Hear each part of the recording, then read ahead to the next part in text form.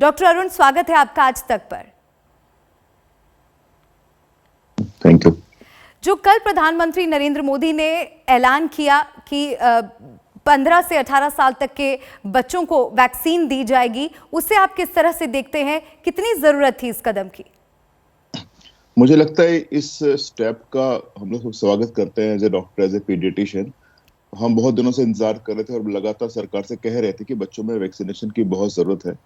और जबकि देखो, जब ग्लोबल डिसीज होती है तो ये एक वायरस है पूरी दुनिया में फैला हुआ है, तो जरूरत नहीं होती कई बार कि हम अपने देश में भी अलग अलग सेक्शन में स्टडी करें। अगर दुनिया के बाकी देशों में स्टडी हो चुकी है, वायरस फैला, तो सेम डेटा के हिसाब से अपने देश में स्टार्ट कर सकते हैं। क्योंकि हमेशा सवाल एक क्रेडिटेबल वैक्सीन की अवेलेबिलिटी का था। अभी भी ये 15 साल है, पर मुझे लगता है कि बड़ी जल्दी इसको 12 साल या 6 साल तक लाना चाहिए, क्योंकि बहुत बड़ा सेक्शन अभी भी वल्नरेबल है। जी। और जिस तरह से वायरस अपने बिहेवियर को चेंज करता है बार बार, तो आपको पता नहीं कि आगे आने वाले दिनों में क्या होगा। तो मुझे लगता है पेंडेमिक को एज ए ग्लोबल डिसीज समझना चाहिए। अगर बाकी देश, बहुत सारे देश 12 साल के बच्चों को काफी दिनों से लगा रहे हैं, तो हमें लगता है सेम डेटा के हिसाब से इंडिया में बहुत जल्दी इसको 5 या 6 साल तक के बच्चों में वैक्सीन लगाना चाहिए। इसकी बहुत जरूरत है। दूसरा, जो बूस्टर की बात है, बूस्टर को लेकर लगातार हम लोगों की डिमांड है, साइंटिस्ट की भी, और खासकर उन राज्यों में जहाँ की प्राइमरी वैक्सीन सीरीज बहुत अच्छी हुई है। जैसे दिल्ली में कहें कि 100% लोग फर्स्ट डोज लग चुकी है, सेकंड को भी लगता है, तो यहाँ तो साइमल्टेनियसली बूस्टर स्टार्ट करना चाहिए लार्ज नंबर ऑफ पॉपुलेशन में, हेल्थ केयर वर्कर्स के अलावा भी।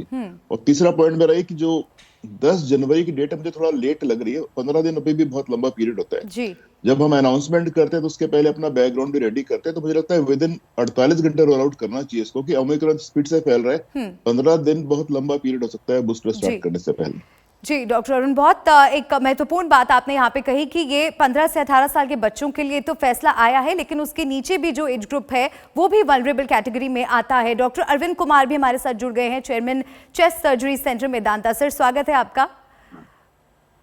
नमस्कार सर, जिस तरह से ये ऐलान हुआ, अभी तक रोड मैप पूरी तरह से साफ प्रधानमंत्री नरेंद्र मोदी ने या सरकार द्वारा नहीं किया गया है, लेकिन सबसे अहम सवाल ये बना हुआ है कि आखिर बच्चों को कौन सी वैक्सीन दी जाएगी। क्योंकि अभी अगर हम बात करें तो मुख्य तौर पर लोगों को कोवैक्सीन और कोविशील्ड दी जा रही है। बच्चों के लिए आपको क्या लगता है, कौन सी वैक्सीन अच्छी रहेगी? मल्लिका जी, अभी तक जो कल रात प्रधानमंत्री जी ने जो ऐलान किया है उसके अनुसार उन्होंने कोवैक्सीन को अप्रूव किया है। देखिए, ये सारा फैसला जो दोनों वैक्सीन्स के बच्चों में ट्रायल्स होते हैं और उस ट्रायल्स के रिजल्ट जो हमारी रेगुलेटरी अथॉरिटी है, जो टेक्निकल एडवाइजरी ग्रुप है, उसको जो सारा डेटा दिया जाता है, उसके बेसिस पर उनको उसकी सेफ्टी, एफिकेसी, बेनिफिट सब चीजें देखकर फैसला करना होता है।